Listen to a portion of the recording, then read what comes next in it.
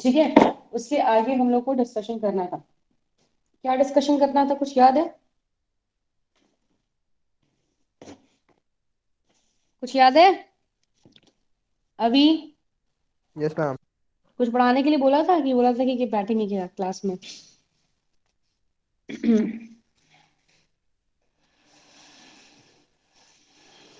तो ठीक है, पिरामिड्स जो है वो नहीं है आप में, आपके कोर्स में नहीं है, तो वो हम लोग नहीं पढ़ते हैं। उसके बाद है 10% लॉ, लिंडरमैन का 10% लॉ, एनर्जी लॉ, वो पढ़ते हैं। ठीक है, 1942 में लिंडरमैन ने एक लॉ दिया था। उसमें ये कहा जाता है कि एक ट्रॉपिक लेवल से दूसरे ट्रॉपिक लेवल पर जब एनर्जी का ट्रांसफर होता है तो केवल 10% एनर्जी ही ट्रांसफर होगी। ठीक है, जैसे आपको, आपने फूड चेन पढ़ी थी, एक फूड चेन का एग्जांपल बताओ शिवांगी।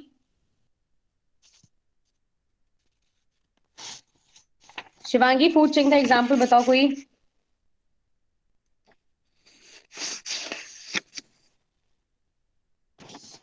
शिवांगी है कि नहीं क्लास में? मैम है। हाँ, वो मुझे दिख रहा है, रिमूव कर देती हूँ तब वो आएंगी खुद से फिर से। ओके। हाँ, अभी तुम बताओ एक फूड चेन का example. Yes ma'am. Ma'am grass को इंसेक्ट ने खाया, और इंसेक्ट को फ्रॉग ने, फ्रॉग को स्नेक ने, स्नेक को मैम स्नेक को पिकॉक ने खाया, और हाँ यस ठीक है, मैम चलो। इतना। ये है, ठीक है। तो आप ये जान रहे हो कि यहाँ पर जो एनर्जी है, पहले तो सबसे ज्यादा एनर्जी कहाँ से आती है? सन से आती है। Sun is the major source of energy, है ना? शिवांगी, आप आंसर नहीं दे रहे थे, इस वजह से मैंने आपको ग्रुप से निकाला था। मैम वही एक्चुअली आपकी आवाज नहीं आ रही थी, नेटवर्क प्रॉब्लम थी इसलिए नहीं दे पाए। अच्छा, सुनो। तो क्या है, ये 10% एनर्जी लॉ जो है लिंडरमैन का, वो ये कहता है कि आपका जो एनर्जी ट्रांसफर होती है वो 90% जो होती है वो यूज हो जाती है खाने वगैरह में, केवल 10% एनर्जी ट्रांसफर होती है। ठीक है, तो जैसे इन्होंने फूड चेन बताई, तो सबसे पहले जो है एनर्जी हम सन से देखते हैं कि कितनी आती है प्लांट्स में। तो आप बात करो तो बेटा केवल 1% एनर्जी जो होते हैं, होती है, वो प्लांट में आती है। अगर हम 1000 जूल की बात करें, अगर 1000 जूल अगर एनर्जी सन के पास है, सन के पास अगर एनर्जी 1000 जूल है, तो केवल उसका 1%, 1000 का 1% कितना होगा? 1000 का 1% कितना होगा?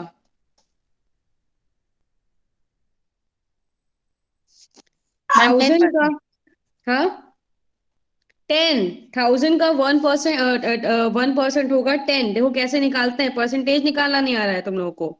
मैम आता है 1/1000, 1/100 आता है, इंटू टाइम लग 1000। जाता है। हाँ, हाँ, आप सिंपल से करो। जैसे 1000 है, ठीक है, 1000 को क्या करो, 10 डिवाइड बाय 100, इसका आ जाएगा 10%। ठीक है, 1% निकालना है ना, कितना निकालना है? हाँ, 1000 का 1% निकालना है। हम 10। 10%, हाँ। 1000 का हमको 1% निकालना है, तो 1/100 होगा। 10 से, यहाँ पर जीरो से जीरो कैंसिल हो जाएगा, बचेगा 10। तो 1000 का 1% कितना हो गया?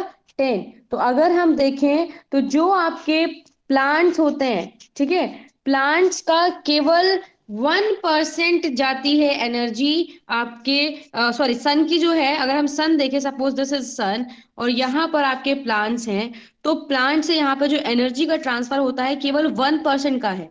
अगर यहाँ पर 1000 एनर्जी है, ठीक, तो यहाँ पर कितनी एनर्जी जाएगी? 10। और अब यहाँ पर हम देखें, अगर प्लांट को यहाँ पर डियर खा रहा है, तो डियर में कितनी एनर्जी जाएगी?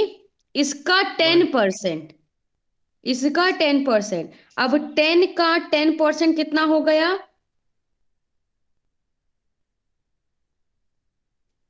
कितना हो गया? 1। यानी वन। डियर में कितनी एनर्जी आएगी? 1 किलो जूल। अगर यहाँ पर 1000 किलो जूल है, ठीक, 1000 किलो जूल है आपके, वेट, अगर 1000 किलो जूल है,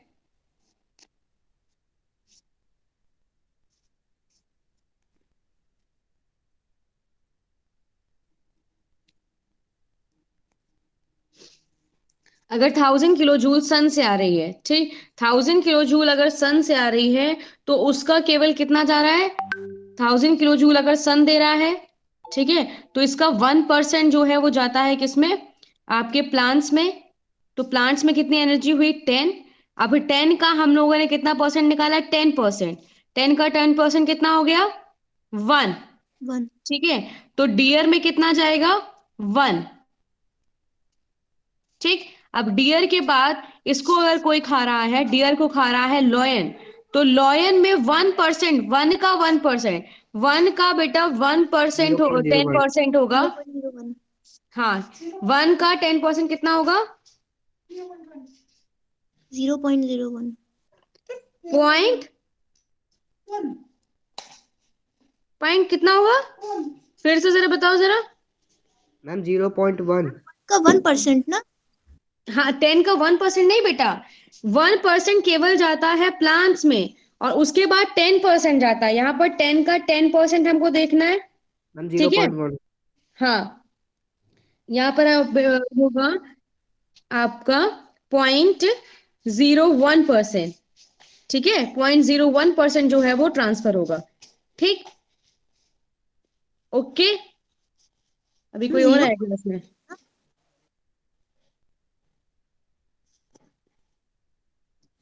हाँ, क्या बोल रहे हो बेटा, सोनू। मैम, 1% ऑफ 10 लिखा है तो 0.1 होगा. 0.01 कैसे हो गया? यस हाँ, मैम। हाँ, एक एक एक के बाद आएगा ना, सॉरी सॉरी, यहाँ पर आएगा 0.1, 0.1, एक मिनट। Yes ma'am. मैम हाँ, नेक्स्ट में होगा 0.01। हाँ, इसके बाद नेक्स्ट पे होगा। ठीक है, नहीं वो अभी मैंने इधर 0.1 नहीं देखा था। ठीक, जैसे हाँ, कितना है, 1 है। 1 का अगर हम लोग 10% निकालेंगे, तो ये 0 से 0 कैंसिल हो जाएगा, और 1 डिजिट के बाद पॉइंट पाया जाएगा, तो यह जाएगा 0.1।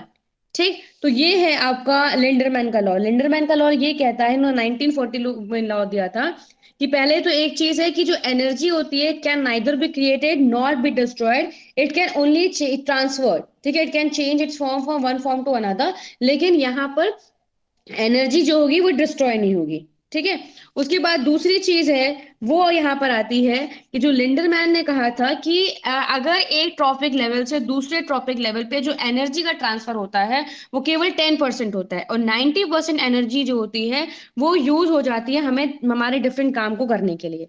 ठीक है, अगर हम जैसे सन से प्लांट्स की बात करें, तो सन से प्लांट्स में केवल 1% एनर्जी ट्रांसफर होती है। ये क्वेश्चन कई बार पूछा जाता है कि हाउ मच एनर्जी इज, क्योंकि यहाँ पर देखो दो चीजें कंफ्यूजिंग वाली है। सन से प्लांट्स में ट्रांसफर होगा तो वो आपका 1% ट्रांसफर होती है एनर्जी, और प्लांट से डियर में या एक ट्रॉपिक लेवल से दूसरे ट्रॉपिक लेवल में जो ट्रांसफर होगी वो कितनी होगी, 10% होगी। ठीक है, तो यहां पर जब सन से प्लांट्स में ट्रांसफर होती है तो बेटा 99% ऑफ एनर्जी इज वेस्टेड, और जब हम प्लांट एक ट्रॉपिक लेवल से दूसरे ट्रॉपिक लेवल की बात करते हैं तो 90% एनर्जी इज वेस्टेड। ओके, अच्छा, एक क्वेश्चन लिख लो इसका, एक इसके बेस पे क्वेश्चन पूछा जाता है, तो इसका क्वेश्चन पक्का आता है। ठीक है, ये लिंडरमैन के लॉ पे एक क्वेश्चन है, calculate the energy transfer to the organism at which the trophic level is given food chain. ठीक है, if the 200 joule of energy is available at the producer level. ठीक, प्रोड्यूसर लेवल पे 200 joule energy available है, और यहां पर जो आपकी फूड चेन है, ठीक है, फूड चेन में है कौन कौन, ग्रास है, रैट है, स्नेक है, और हॉक है। अब आपको बताना है कि हर एक लेवल पे, ट्रॉपिक लेवल पे कितनी एनर्जी जाएगी। ठीक, प्रोड्यूसर में कितना है, 200 जूल, और जरा वो लिख लो, क्या कहते हैं, आपकी जो फूड चेन है, इसमें ग्रास है, रैट है, स्नेक है, और हॉक है। ग्रास, रैट, स्नेक और हॉक।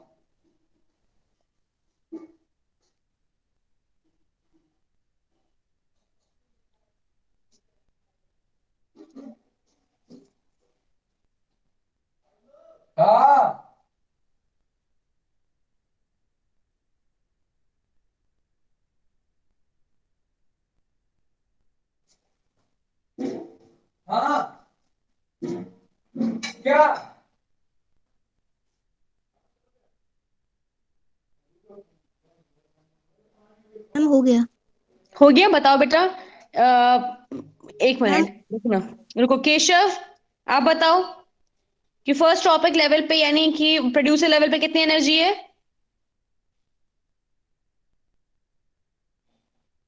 ये इनका केशव का माइक क्यों नहीं ऑन होता है? शिवांक,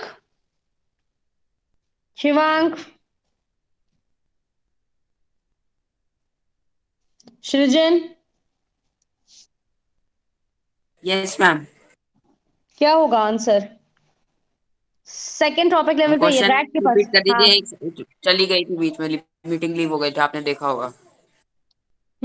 वो क्वेश्चन नोट डाउन करो कि इफ अगर प्रोड्यूसर के पास नहीं आ रही है केशव आपकी आवाज, अगर जो आपके प्रोड्यूसर हैं उनके पास 200 जूल एनर्जी है, if the producers yes ma'am. Have 200 joule of energy, ठीक, सो और फूड चेन जो है वो ग्रास, रैट, स्नेक और हॉक, 4 मेंबर्स हैं, तो आपको हर ट्रॉपिक लेवल पे एनर्जी बतानी है। शिवांगी। मैम पहला पहला ग्रास, फिर रैट, फिर स्नेक, फिर हॉक। हाँ,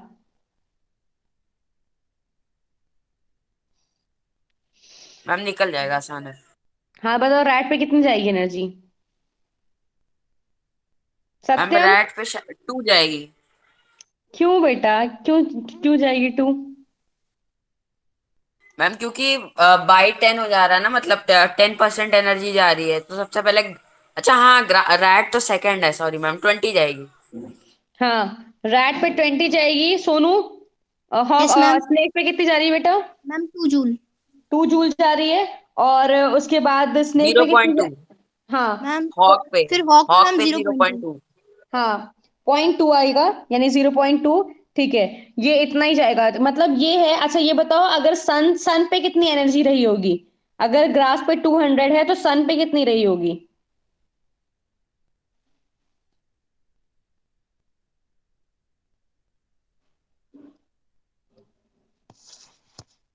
सन पे कितना रहा होगा? निकल जाएगा कि नहीं निकलेगा? मैम निकल जाएगा। हम्म,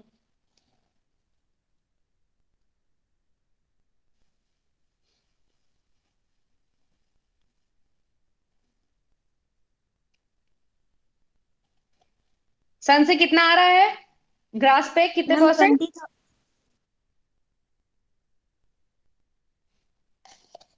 हाँ सही बोल रही हो, बोलो बेटा। सोनू कितना होगा? मैम 20,000। 20,000। ओके, 20,000 होगा। Yes ma'am. 200 आ रहा है, 200 आ रहा है। Yes ma'am ma'am. 2 lakh. Ma'am 20,000। बेटा 2 जीरो का अंतर आएगा। 200 है, ठीक है, क्योंकि आपको पता है कि कोई 1% ट्रांसफर होगी। Yes ma'am 20,000। 20,000, ठीक। तो याद रखिएगा कि सिंपली याद रखना कि अगर सन से प्लांट्स में ट्रांसफर हो रही है तो 2 जीरो का अंतर आता है, उसके बाद फिर कितने जीरो का अंतर आता है? 1 1 का, ठीक है, क्योंकि 10% है और वहां पर कितना है?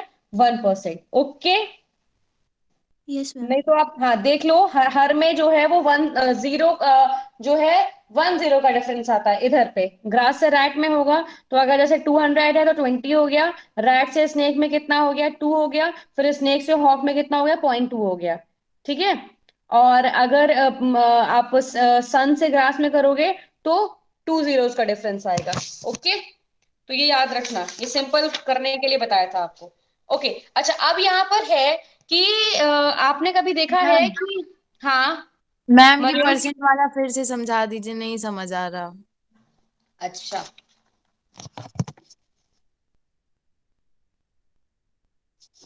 देखो, यहाँ पर ये है कि अगर एक लेवल से दूसरे टॉपिक लेवल पे, अगर जैसे हम लोग एग्जांपल लेते हैं, आपको पता है कि हमारे पास एनर्जी सोर्स क्या है? Which is the source of energy in our biosphere? Sun. Sun जो है वो आपकी सोर्स ऑफ एनर्जी है, ठीक है। अगर हम यहाँ पर लेते हैं कि सन के पास 1000 किलो जूल एनर्जी है, ठीक है, या 1000 जूल एनर्जी, किलो जूल ले लेंगे तो अगर किलो जूल लेंगे तो वो 1000 से मल्टीप्लाई हो जाएगा। ठीक है, 1000 जूल एनर्जी है। तो कहते हैं कि सन से जब एनर्जी का ट्रांसफॉर्मेशन होता है तो केवल 1% एनर्जी ही कोई चीज ले पाता है, और सन से एनर्जी डायरेक्टली कौन लेते हैं? प्लांट्स। ठीक है, तो प्लांट में कितनी एनर्जी आएगी कि 1000 का केवल 1%। 1000 का 1% कैसे निकालेंगे? 1000 मल्टीप्लाई बाय 1 into 100। किसी का परसेंट निकालते हैं, जैसे 1% है 1000 का, तो 1000 into 1/100। परसेंट मतलब होता है डिवाइड बाय 100। अब इसको मल्टीप्लाई वो डिवाइड करोगे तो आंसर कितना आ जाएगा? 10 आ जाएगा। तो यहाँ पर प्लांट्स में कितनी एनर्जी ट्रांसफर होती है? केवल 10 जूल। अब समझ में आया Mariam? Yes ma'am, yes ma'am. ठीक। अब यहाँ पर है प्लांट से, प्लांट्स को कौन खाता है? प्लांट्स को खाता है आपका डियर। एग्जाम्पल ले रहे हैं, प्लांट को खाते हैं डियर। तो यहां पर बोल रहे हैं कि जो 90% एनर्जी है, ठीक है, वो वेस्ट हो जाती है। केवल कितनी परसेंट एनर्जी ट्रांसफर होती है? 10%। तो यहां पर 10 का 10% निकालना है, तो निकालेंगे कैसे? 10 का 10% होता है 10 मल्टीप्लाई बाय 10/100। 10%, 10 का 10% कितना होगा? जीरो से जीरो कैंसिल, जीरो से जीरो 1। कैंसिल, कितना आ जाएगा? 1। तो डियर में कितनी एनर्जी ट्रांसफर होगी? 1 जूल। ठीक है, अब इसके आगे हम चलते हैं। सपोज डियर को कौन खा गया? लायन खा गया। तो लायन में भी कितनी ट्रांसफर होगी? इसमें जो 1 जूल है इसका केवल 10% ट्रांसफर होगा। और 1 जूल का 10% कैसे निकालेंगे? 1 मल्टीप्लाई बाय 10 into 100। ठीक है, जीरो से जीरो कैंसिल हुआ, यहां पर एक जीरो बचा, तो यहां पर आंसर आ जाएगा 0.1 जूल। ठीक, इसके मैम आगे जाते हैं। लायन को किसी ने और ने खा लिया, तो उसमें कितना आ जाएगा? 0.01।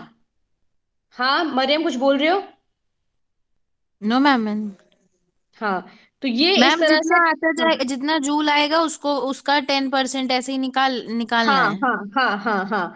मतलब क्योंकि एनर्जी जो होती है, लिंडरमैन का जो लॉ ये कहता है कि एक ट्रॉपिक लेवल से दूसरे ट्रॉपिक लेवल में केवल कितना एनर्जी का ट्रांसफॉर्मेशन होता है? केवल 10% एनर्जी का ट्रांसफॉर्मेशन होता है। ठीक है, और 90% जो होती है वो हमारे डिफरेंट वर्क को कैरी आउट करने में यूज हो जाती है। ओके, ये कहता है लिंडरमैन का 10% एनर्जी लॉ। ओके, अब हम लोग बात करते हैं नेक्स्ट थिंग की। मैम दैट इज कि हमारा अर्थ जो है वो कैसे वार्म रहता है, मतलब कैसे गर्म रहता है। वो इसका टॉपिक है, that is global warming. Global warming और ओजोन डिप्लीशन हमने पढ़ना है। उसके बाद ये आपका चैप्टर कंप्लीट हो जाएगा। ठीक है, तो मैम हाँ अभी मैम लैंडरमैन को कैसे पता कि 10% ही एनर्जी और ट्रांसफर होती है? बेटा इन्होंने एक्सपेरिमेंट्स किए थे, उसके बाद इनको ये पता चला था। ठीक है, क्योंकि हमें जो एक्सरसाइज, हम लोग जितना काम करते हैं, जैसे ह्यूमन रेस्पायर करता है और डाइजेशन होता है, उसमें कुछ ना कुछ तो एनर्जी चाहिए होती है। तो एक हम जब फूड के तौर पर एक टॉपिक लेवल से दूसरे टॉपिक लेवल को कंज्यूम करते हैं तो एनर्जी केवल 10% ही ट्रांसफर होती है, और rest of the energy is utilise in carrying out the different task whatever our body is required. ठीक है, तो डिफरेंट टास्क को कैरी आउट करने के लिए हमारा जो 90% एनर्जी होती है वो यूटिलाइज हो जाती है। केवल 10% energy is getting transfer from one topic level to another topic level, because Lindeman has perform various experiment. तो उनको जो पता चला, इसीलिए ये कहा जाता है ना, मैंने आपको लास्ट क्लास में बताया था कि जो वेजिटेरियन लोग होते हैं उनके पास वो दे आर द रिचेस्ट, उनके पास ज्यादा एनर्जी होती है as compare to the non veg, क्योंकि वो थर्ड लेवल पे खा रहे हैं। हम लोग तो डायरेक्टली प्लांट्स को ईट कर रहे हैं, तो एनर्जी हमारे पास ज्यादा होती है। ठीक है, as compare to that non veg, क्योंकि वो तो थर्ड लेवल पे खाते हैं ना। ठीक है, शायद वो कार्निवोरस लोग चीजों को खा रहे हैं, ओमनिवोरस चीजों को खा रहे हैं। ठीक है, हम लोग तो किसको खा रहे हैं? प्रोड्यूसर्स को खा रहे हैं। तो एनर्जी ज्यादा हमारे पसंद से डायरेक्टली प्रोड्यूसर्स एनर्जी दे रहे हैं और प्रोड्यूसर से हम ले रहे हैं उनको। ठीक है, अब हम लोग नेक्स्ट चीज पढ़ रहे हैं, दैट इज हमारा अर्थ जो है वो गर्म कैसे है। मतलब what are the factors that are playing the role. हमारा अर्थ जो है वो गर्म है तो क्यों है? तो बता सकता है? मैम ग्रीन हाउस गैसेस की वजह से। अच्छा, ग्रीन हाउस गैसेस कौन कौन सी हैं? Ma'am carbon dioxide, CFC, methane. Chlorofluorocarbon, वही CF3 मैम। अच्छा, बस दो ही गैसेस हैं? Ma'am no, sulphur dioxide. Sulphur dioxide नहीं बेटा। देखो अब यस यहाँ मैम, पर सल्फर देखो, डाइऑक्साइड है तो green house gas. Sulphur dioxide नहीं, नाइट्रोजन के ऑक्साइड्स होते हैं, उनको हम लोग कंसीडर करते मैम हैं। Nitrous oxide. हाँ, नाइट्रोजन के ऑक्साइड्स, वही नाइट्रस ऑक्साइड्स। अब क्या आते हैं, देखो पहले यहाँ पर चलो ध्यान से सुनो। जैसे एक कोई कार है, सपोज यहाँ पर खड़ी हुई है, ठीक है, ये कार है, बहुत अच्छी कार तो नहीं है, छोटी सी कार है, ठीक। अब यहाँ पर आपका सन है, ठीक। अब यहाँ पर जब सन रेज पड़ती हैं, अगर इस कार को आप चारों तरफ से बंद कर दो, ठीक है, this this car is covered with, मतलब या फिर इसका हमने जो शीशा है वो चढ़ा दिया है, it is covered from all the side and sun rays are falling directly falling on it, ठीक। और ये दोपहर के 12 बजे का सीन है। व्हाट वुड हैपन, क्या होगा अगर ये कार है, इसमें कार के अंदर वो, कोई बैठा है मैम? नहीं कोई बैठा नहीं है, कार के अंदर का मैम एटमॉस्फेयर की बात कर रहे हैं, क्या होगा। मैम बहुत गर्म मैम हो गर्म। बाहर से जाएगा। इसे कवर कर दिया है। हाँ बेटा, मैम इसे बाहर से कवर किया हुआ है। बाहर से कवर नहीं है, यहाँ पे सनरेज पड़ रही है और अंदर जो है वो शीशा बंद है, मतलब चारों मैम तरफ हॉट से हो शीशे जाएगा बंद है। टेम्परेचर। हॉट हो जाएगा, ठीक मैम है। अंदर का हॉट मैम होने एनवायरनमेंट अंदर गर्म हो टेम्परेचर जाएगा बढ़ फिर। जाएगा। हाँ बेटा, जो ग्रीन हाउस इफेक्ट है, जनरली ये एक फिनोमेना था, इसको इसलिए लाया गया था। ये पहले तो एक ग्लास पैनल होता था, ठीक है, चारों तरफ से कवर होता था, वहां पर जो डेलिकेट प्लांट्स होते थे उनको ग्रो कराने के लिए ये चीज सोचा गया है कि यहाँ पर हम प्लांट्स को ग्रो कराएंगे, और उसको कवर कर दिया गया चारों तरफ से ग्लास से। इसलिए ग्लास से कवर किया गया क्योंकि यहाँ पर सनरेज तो आती तो है, लेकिन फिर उसके बाद यहाँ पर वो रेडिएट करती रहती हैं, वो वापस नहीं जा पाती, है ना, और जाती है तो उनका फ्रैक्शन बहुत कम होता है। तो जनरली हम उस जगह के टेम्परेचर को बढ़ाने के लिए हमने क्या किया था, इस ग्रास पैनल को क्रिएट किया था, ठीक है। और यही जो फिनोमेना होता है वो हमारे एटमॉस्फेयर में होता है। होता क्या है कि हमारा जो, आप पता है कि our earth is surrounded by the layer of gases. अगर हम अपने अर्थ की बात करें तो जो हमारा अर्थ है ये लेयर ऑफ गैसेस से सराउंड करता है, ठीक है। और इसमें पता है आपको, कुछ गैसेस होती हैं जिनको हम कहते हैं ग्रीन हाउस गैसेस। उसमें आता है आपका कार्बन डाइऑक्साइड, CO2, ठीक है।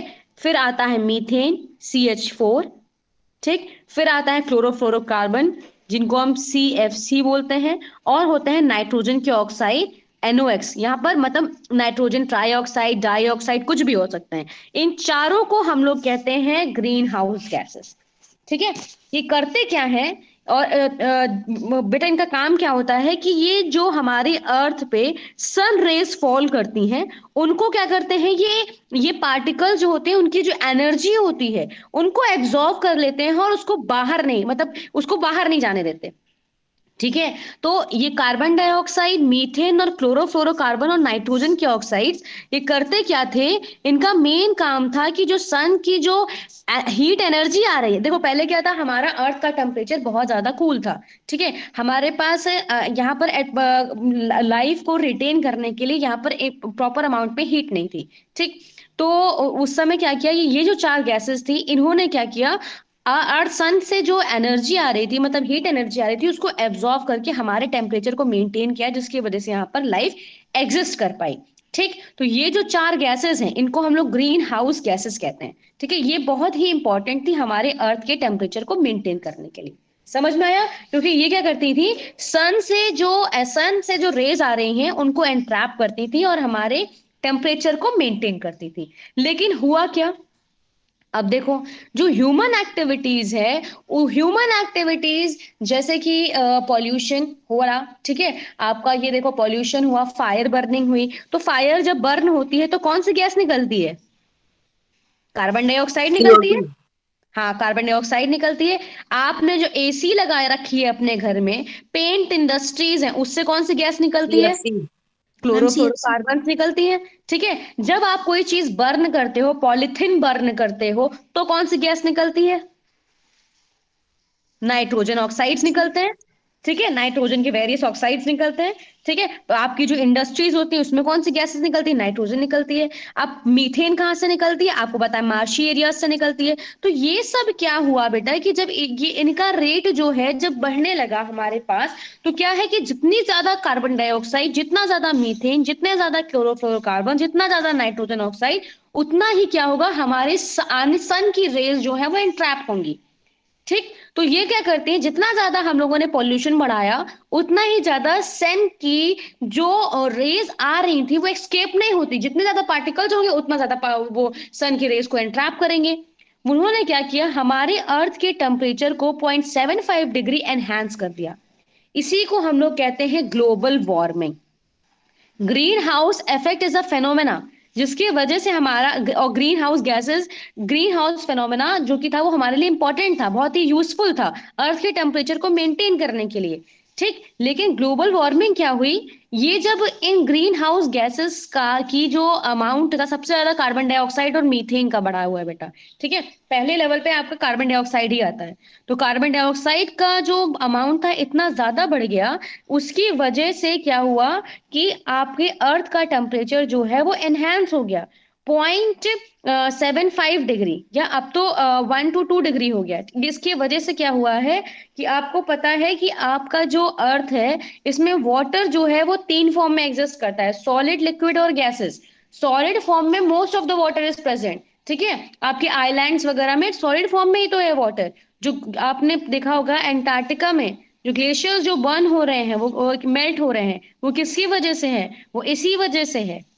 ठीक है, ये आपके टेम्परेचर रेज होने की वजह से ही है। ठीक है, तो ग्लोबल वार्मिंग क्या है? Global warming is average rise in the temperature, earth temperature. ठीक, और ये किसकी वजह से हो रहा है? Due to the rapid production of the green house gases. समझ में आ गया ये क्या है ग्लोबल वार्मिंग? अच्छा, अब ये बताओ कि ग्लोबल वार्मिंग है, इसका कॉन्सिक्वेंस क्या है? कॉज मतलब कॉज क्या है, किसकी वजह से हो रहा है ये? मैम किसकी किसकी वजह से हो वजह रहा से है? हो रहा है या हाँ हाँ, फिर नहीं, पहले तो आप ये बताओ किसकी वजह से हो रहा है? मैम ग्रीन हाउस गैसेस की वजह से। ग्रीन हाउस गैसेस की वजह से। और ग्रीन हाउस गैसेस निकल कहाँ से रही हैं?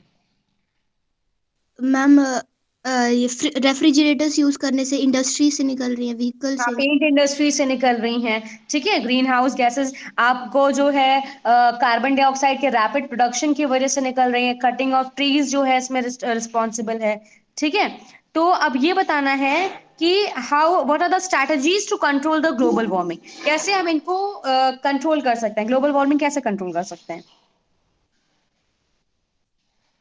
जो क्लोरोफ्लोरोकार्बन है इनका कोई सब्स्टिट्यूट फाइंड आउट कर लें, है ना। जो एमिशन है ग्रीन हाउस गैसेस का, उस पे हम लोग जो है वो रिड्यूस कर दें। ठीक है, उनका एमिशन जो है जहाँ से हो रहा है उसको रिड्यूस, और उसके लिए अल्टरनेटिव रिसोर्सेज जो है वो देख लें। ठीक है, और जैसे फोटो एफॉरेस्टेशन से हम लोग ओवरकम कर सकते हैं।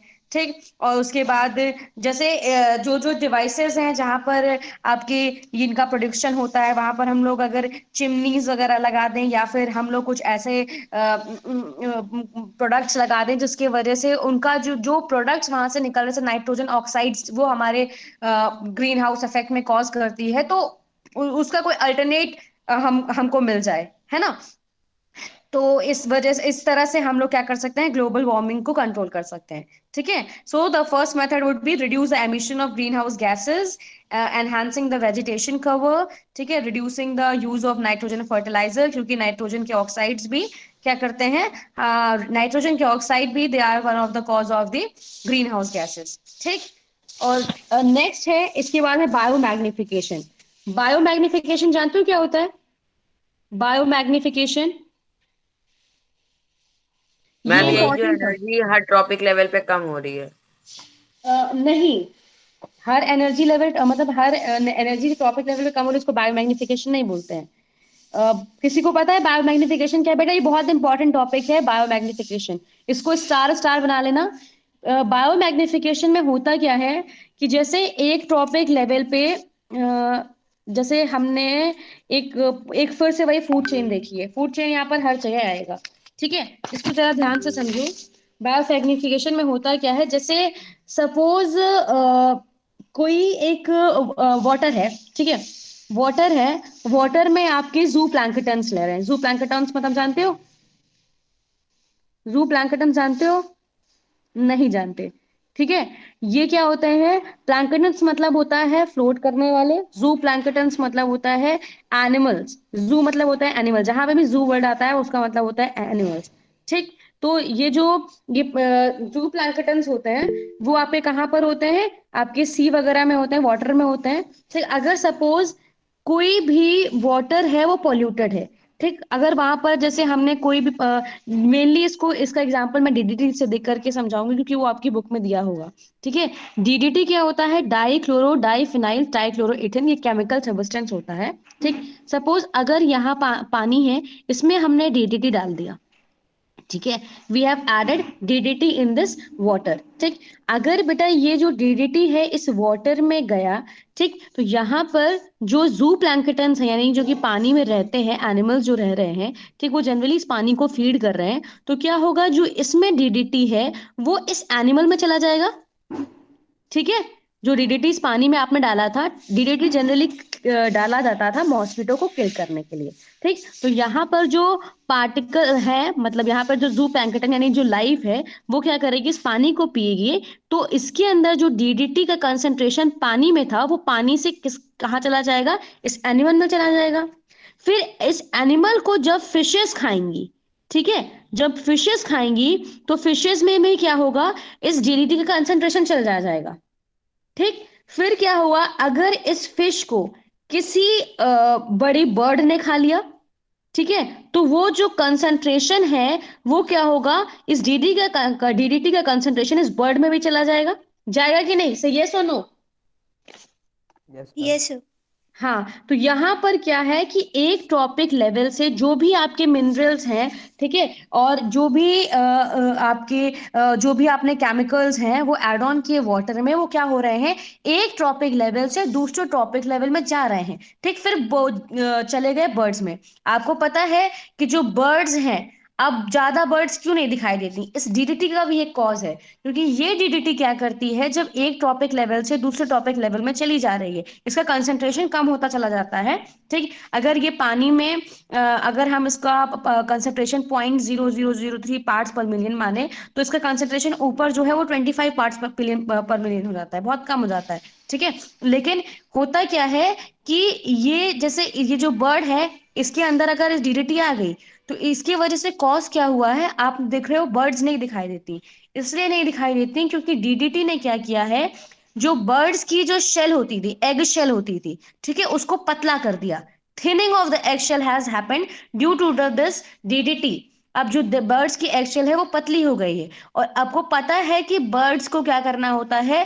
अपनी मतलब इस एग को हैच करने के लिए इस पे बैठना होता है, तो जब ये बैठते थे तो इसकी शेल जो है वो थिन है, तो वो फूट जाती थी, ठीक है। तो मेन कॉज इसका यही हुआ है, अब बायोमैग्निफिकेशन का, ठीक है।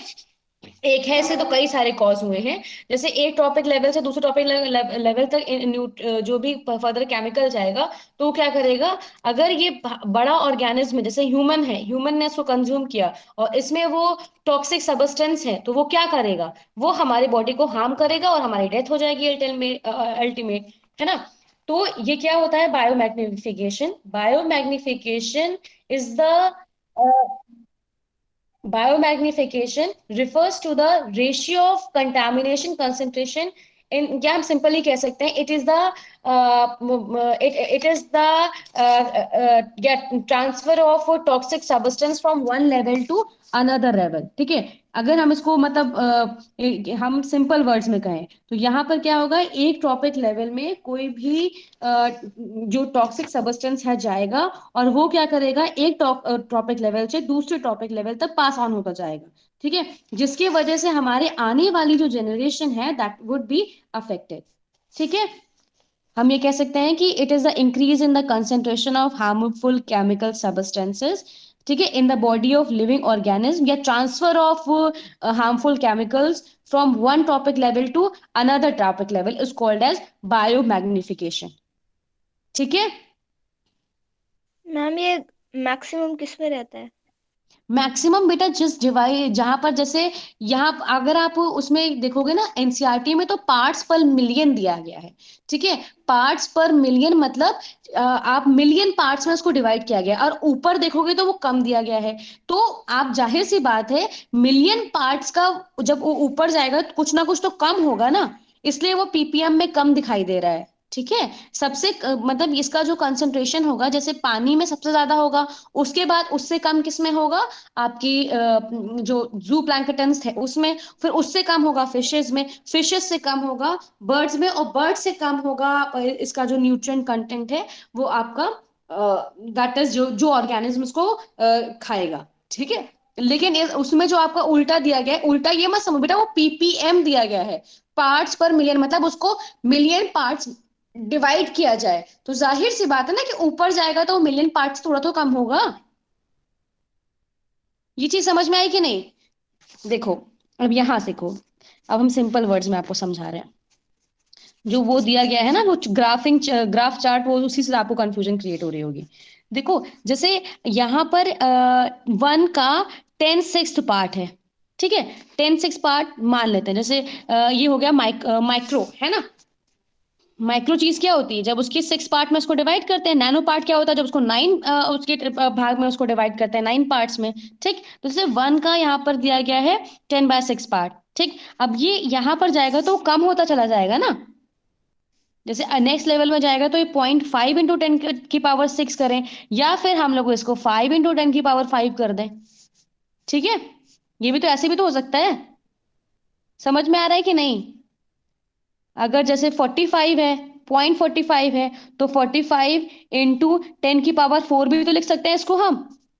0.5 इंटू 10 की पावर अगर 6 है तो उसको क्या लिख सकते हो, 45 इंटू 10 की पावर 4 लिख सकते हो कि नहीं? यस से यस और नो? Yes ma'am. हाँ, ये वही कॉन्सेप्ट है। बायोमैग्निफिकेशन क्या होगा?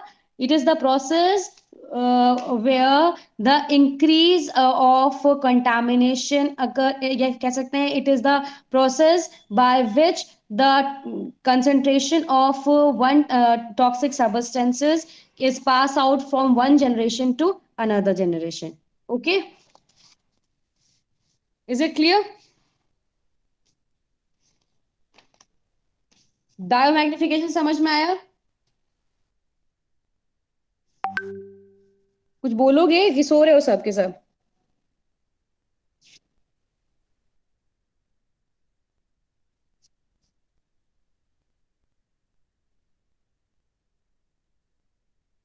सोनू, सत्यम, सृजन, अभी कुछ क्लियर हुआ? Yes yes ma'am. Okay, yes ma'am. ठीक। हाँ, तो ये है बायोमैग्निफिकेशन। ठीक, अगर बायोमैग्निफिकेशन नहीं समझ में आया तो एक और बार समझाओ।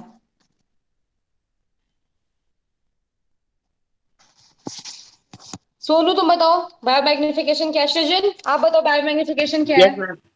Ma'am biomagnification is the increasing in toxic substances from one trophic level to another trophic level. हाँ, वेरी गुड। एक ट्रॉपिक लेवल से दूसरे ट्रॉपिक लेवल पे जो टॉक्सिक सब्सटेंस का कंसंट्रेशन या हार्मफुल सब्सटेंस का, केमिकल सब्सटेंस का जो कंसंट्रेशन एक ट्रॉपिक लेवल से दूसरे ट्रॉपिक लेवल में ट्रांसफर होता है, इसी को हम लोग कहते हैं बायोमैग्निफिकेशन। ओके, अब यहाँ पर ये जो चीज क्लियर हो गई, ये इसमें जब आएगा बायोमैग्निफिकेशन तो आप इसका डायग्राम जरूर बनाओगे। ठीक है, ठीक, कि जो भी टॉक्सिक सब्सटेंस एक टॉपिक लेवल से दूसरे टॉपिक लेवल पे जाएगा, इसी को हम लोग बायोमैग्निफिकेशन कहते हैं। इसी का एग्जाम्पल क्या हुआ है, ये जरूर पूछा जाता है, ये जो thinning of bird egg shell. ठीक है, डीडीटी की वजह से क्या हुआ है, आपका जो बर्ड्स हैं उनका जो शेल है उसकी थिनिंग हो गई है। ठीक, इसीलिए जो बर्ड्स होते हैं they are not able during the incubation time, they are not able to bear that weight, और अल्टीमेटली क्या होता है, उनका जो एग होता है वो हैच आउट कर देता है। ठीक है, उनके जो पीरियड होता है इंक्यूबेशन पीरियड से पहले ही हैच आउट हो जाता है। So this is the reason why there is a decline of the population of birds like hawk, eagle and falcon. ठीक है, उनकी जो फाल्कन की 3 बर्ड्स होती हैं, इनकी पॉपुलेशन जो है इसी वजह से डिक्रीज हो गई। ठीक, अब जो लास्ट टॉपिक है वो हमारा है ओजोन डिप्लेशन। ठीक, अब इसको मैं समझा देती हूँ, उसके बाद हम लोग इस मीटिंग को एंड करेंगे। पहले ओजोन, ये बताओ what is the formula of ozone? Ozone का फॉर्मूला क्या है? O3. O3। O3 ठीक है। अगर हम ऑक्सीजन में एक नेसेंट यानी अलग से एक ऑक्सीजन को ऐड ऑन करेंगे तो हमारा O3 बनता है। इसे हम लोग कहते हैं ओजोन। ठीक। अब यहां पर दो तीन चीजें पहले मैं बताऊंगी, उसके बाद फिर आगे चलेंगे हम लोग कि ये जो ओजोन है, ठीक है, ओजोन कहां पर पाई जाती है? Ma'am stratosphere. स्ट्रेटोस्फेयर लेयर पे। ओके, स्ट्रेटोस्फेयर ट्रोपोस्फेयर में नहीं पाई जाती। ट्रोपोस्फेयर में नहीं पाई जाती मैम। देखो मैम स्ट्रेटोस्फेयर। बेटा, ओजोन जो है आपकी प्रेजेंट होती है ट्रोपोस्फेयर में, ठीक है, उसको हम लोग कहते हैं बैड ओजोन। ये है आपका ट्रोपोस्फेयर, ये है आपका स्ट्रेटोस्फेयर।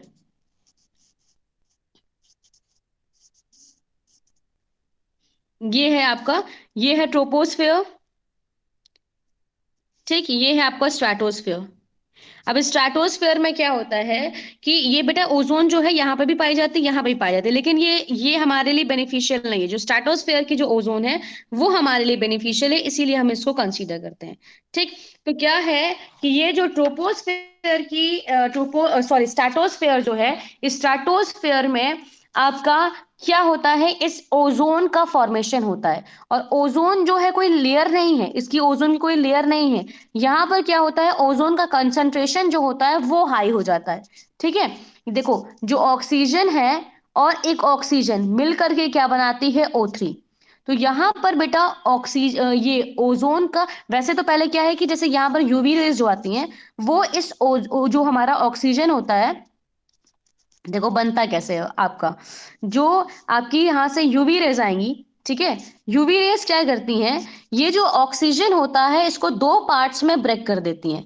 किसमें? ऑक्सीजन प्लस ऑक्सीजन, यानी oxygen molecules is converted into oxygen atom by the UV rays. ठीक है। यूवी रेज क्या करेंगी, इस ये जो ऑक्सीजन है आपके एटमॉस्फेयर में इसको दो पार्ट्स में तोड़ेंगी। ठीक।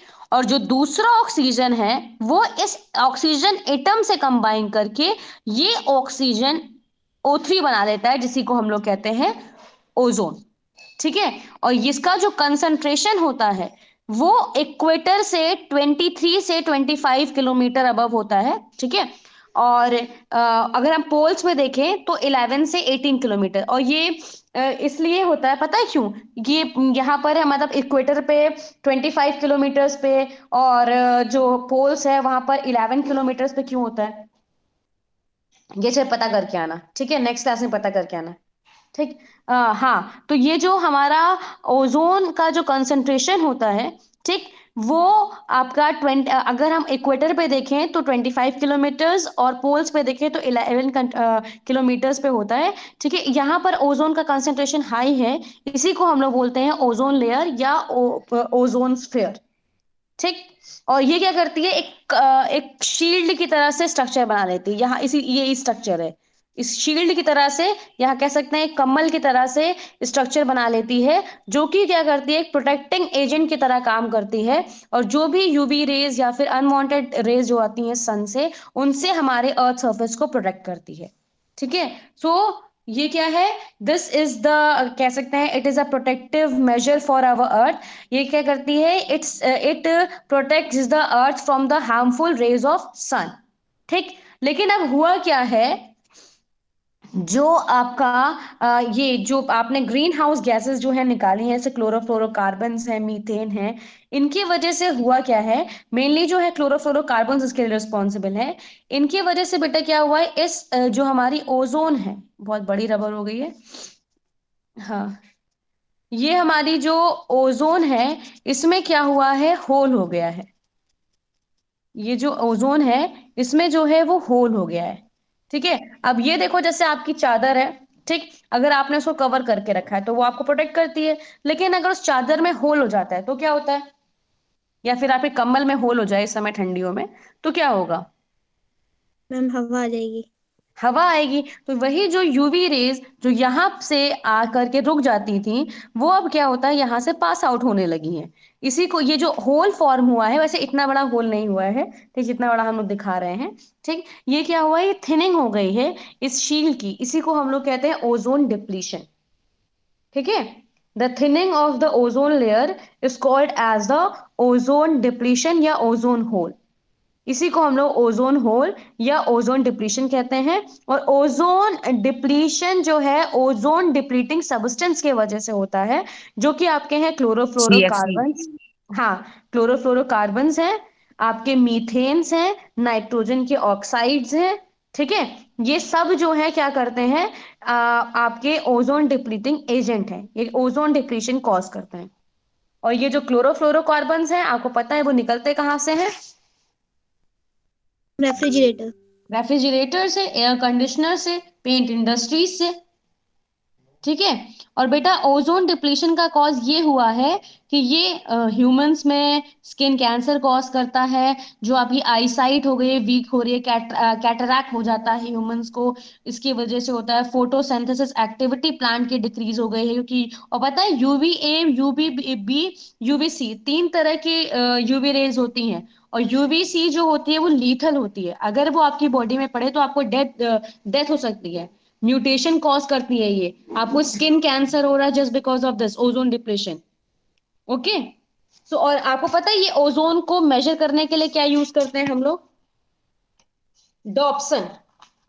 ठीक है, डॉप्सन जो है वो यूज किया जाता है ओजोन को, ओजोन लेयर को मेजर करने के लिए। अब लास्ट टॉपिक है वेस्ट। ठीक, अब बताओ वेस्ट क्या होता है, जल्दी से। वेस्ट क्या है? जो चीज आपके लिए यूजफुल नहीं है वो क्या है? Waste. Anything that is not useful for you, any कह सकते हैं useless material, left over material या डिस्कार्डेड मटेरियल को हम लोग वेस्ट कहते हैं। ठीक है, the things that are not useful for you are considered as waste, whether it is present in your body, so हम कहेंगे उसको हम लोग फीसेस कह देते हैं। ठीक, अब यहां पर होता है कि जो वेस्ट होते हैं वो दो तरह के होते हैं, बायोडिग्रेडेबल वेस्ट और नॉन बायोडिग्रेडेबल वेस्ट। तो पता है बायोडिग्रेडेबल वेस्ट कौन से होते हैं?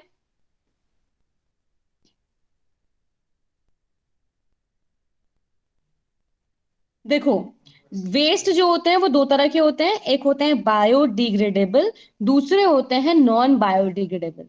बायोडिग्रेडेबल वेस्ट वो होते हैं बेटा जिनको आप लोग जो कि डिकम्पोज हो सकते हैं, जैसे कि आप लोग घरों में जो आपकी सब्जियों की छिलके निकलते हैं, the peels of the vegetables, if you place them in soil, you can dump in the soil, what you will find after few days, वो जो होते हैं वो उनमें से गंदी सी स्मेल आएगी, और they are going to convert into some other type of material. ठीक है, सो उनको हम लोग कहते हैं बायोडिग्रेडेबल वेस्ट। ऐसे वेस्ट जिनको हम लोग सिंपल हार्मफुल सबस्टेंस में कन्वर्ट कर सकते हैं by the action of the microbes, उनको हम लोग कहेंगे बायोडिग्रेडेबल वेस्ट। जैसे कि आपके जो पील्स होते हैं वेजिटेबल्स के हो गए, ठीक है, या फिर आप जो क्या कह सकते हैं कि जो काउडंग केक्स होते हैं, या फिर आपके जो सॉरी आप क्या कह सकते हैं घर आपके जो वेस्ट मटेरियल आपकी बॉडी से निकलता है, all these are biodegradable waste.